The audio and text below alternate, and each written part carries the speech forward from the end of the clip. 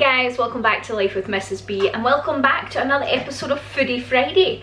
In today's episode of Foodie Friday, I'm sharing with you some great ways on how you can use up potatoes. If you accidentally, like me, have got 20 kilos of potatoes, this is the video for you. You might be like, how can you accidentally have potatoes? Well, I sent my husband to the shop, if you've seen my monthly grocery shopping haul, and he didn't exactly get what was on the list. Instead of frozen roast potatoes, he just bought several bags of potatoes, and I already had several bags of potatoes at home, and I also put some potatoes on the list for the actual shopping. So we got a whole lot of potatoes. I've used up some of them already, but today I'm going to share 4 ways that you can use up some potatoes. Potatoes get such a bad rap. People think potatoes are not good, stay away from carbs, all that kind of thing. Potatoes are great. They are full of loads of different vitamins and minerals like vitamin C, B6, magnesium, a whole other ones. I don't really know any more off the top of my head, but you can look it up. There are loads of vitamins and minerals in potatoes. Potatoes are also super satiating, which means they keep you full and they make you feel full and they make you feel satisfied. They're also, did you know this?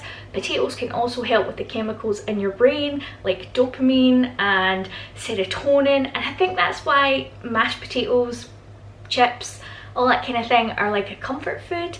I think that is why, because it releases those chemicals. I don't know, but potatoes are good. They're full of fibre. There's a lot of fibre in the skin as well. They get a bad rap, but they're so good for you. So 4 recipes. I'm going to be filming these recipes over a couple of days, so if you see different clothes, that is why. But our recipes today are going to be baked potato wedges.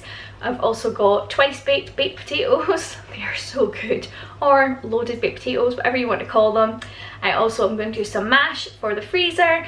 And what else? What's the last one? Leek and potato pasty. Little pie things. They're so good and got cheese in them. If you're interested in finding out ways you can use up a whole lot of tatties, this is the video for you. So first up, we are going to be making some potato wedges. I'm using these baked potatoes, but you could use any potatoes you've got. With all the potato dishes today, I am washing all of the potatoes before we get started. I'm not going to show you me washing them for all of them, but trust me, I washed every single potato that was in this recipe video. It was washed. So you just want to give them a little scrub, rinse them off and just pop them somewhere to dry. And then when it comes to cutting them, I like to scrape off any little funky looking bits because you're going to eat the skin, and then I just half again and make these little wedge shapes.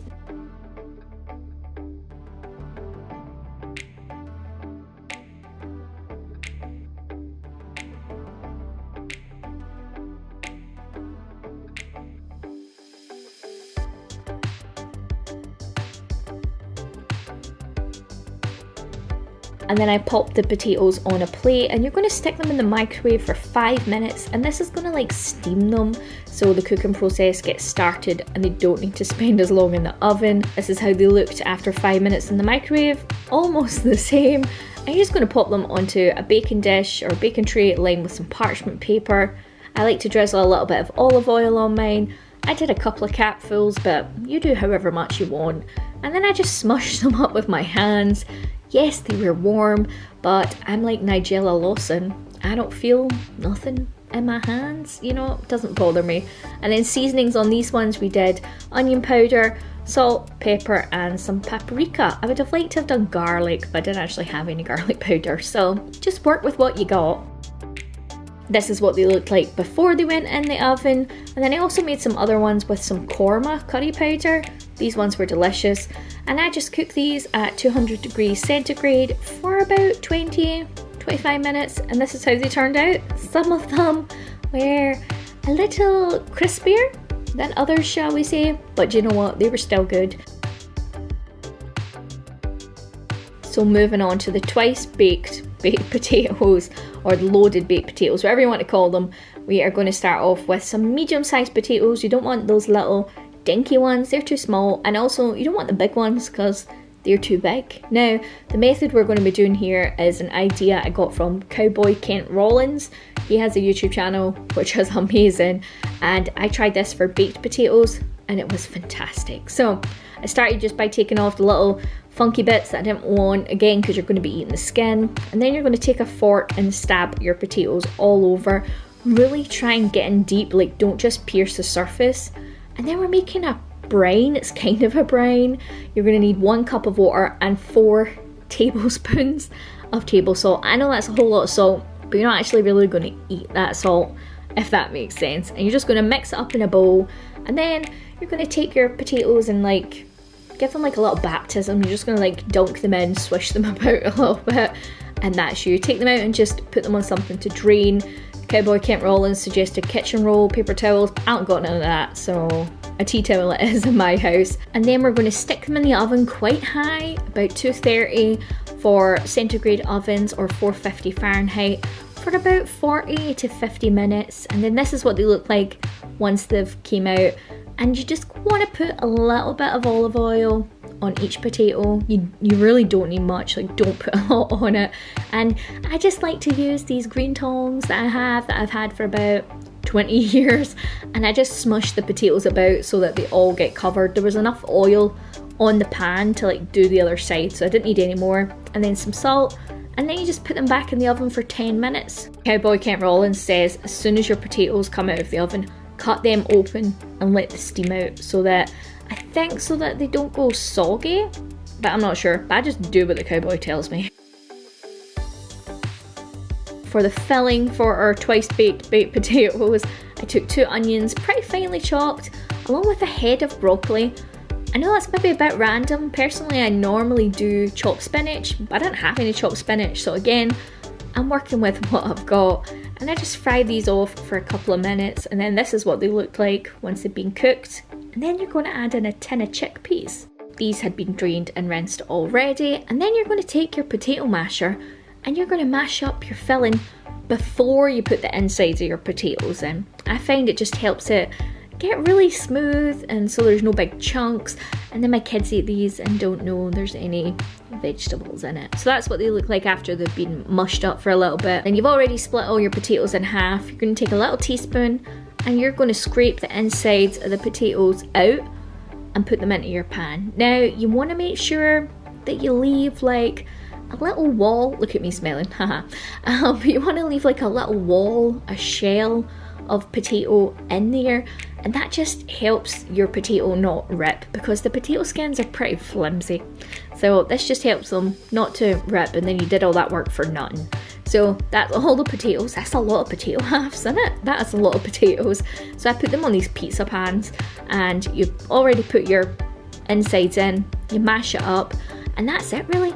And you're just gonna fill the shells back up with this deliciousness. I'll put all the instructions for reheating these in the description box below.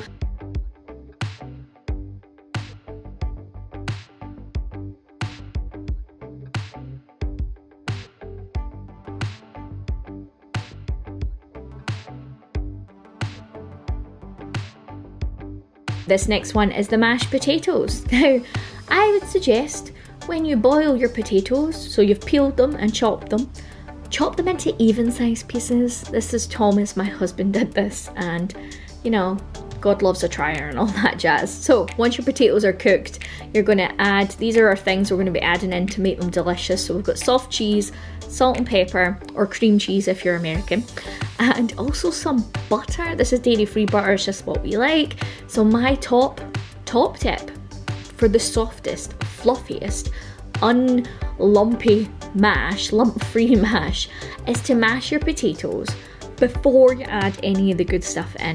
And I have found that this really truly does give me the most smoothest, creamiest, no lumpy mash. So you can see there, look how soft and fluffy that is.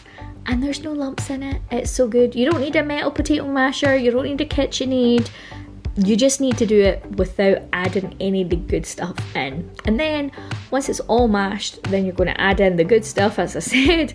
Now I used about a heaped tablespoon of butter. You can use however much you want or don't want.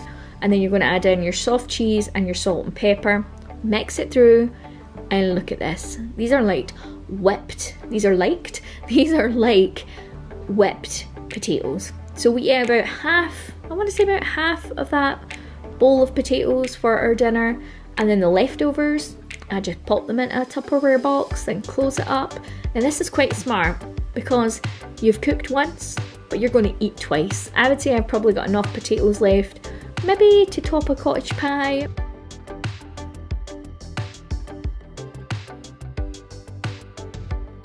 And you can just whack it in your freezer like this. I wanted to get like an arty shot, like a nice shot of me putting it in the freezer.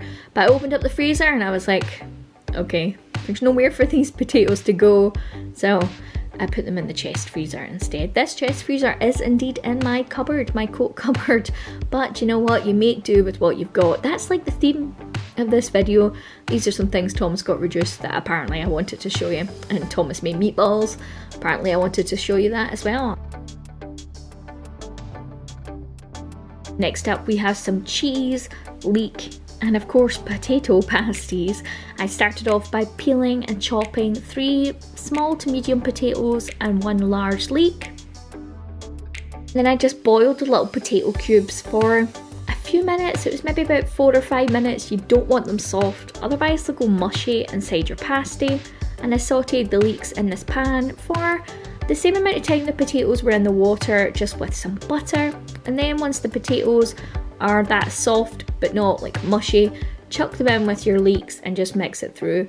You could of course take this and drain it, but you know, I was lazy. And then I had some cheese that I cubed up, and the pastry we're using is going to be some short crust pastry. I got this reduced, Lidl. And I just defrosted it and it's ready to go. I love that it's already pre-rolled, not re-rolled, pre-rolled. I just find that so handy. So here's our little pasty station. We've got our filling, we've got our pastry, we've got our cheese. Now normally a pasty like this would be circular, a circle, but I couldn't be bothered like with scraps of pastry. I couldn't be bothered with that. So I just did these little, are they squares? Almost squares. So you're just going to want to put your filling on 1/2 of the pasty. Top tip, don't fill them up too much because then you can't get them closed. So we did the potatoes and the leeks and then a couple of cubes of the cheese. Then you're going to take an egg that has been lightly beaten and you're going to put that around the edges of each of your squares, and this is just going to help you seal it because then you're going to fold it in half. This is how they turned out. Sky helped me. Now this pastry was very, very soft. I don't know what its deal was, and like it was almost too thin. I'm not sure, but do you know what? We did our best. We tried. Some of them looked pretty, some of them looked like weird blobs, but hey ho. And then you're just going to take the egg and rub it over them before you put them in the oven. You could use a pastry brush, but I don't have one. And you're just going to cook them according to the directions on the back of your pastry packet. And this is how they turned out. They were so good. The kids gobbled them all up for lunch. There was none left.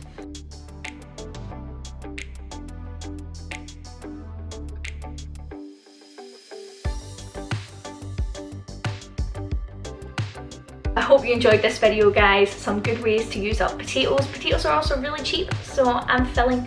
So give these recipes a try. If you make any of them and share them on Instagram, make sure and tag me and I can see your pictures and chat with you and stuff. But I hope you enjoyed it, and I will see you in my next video, guys. New videos every Monday, Wednesday and Friday. See ya!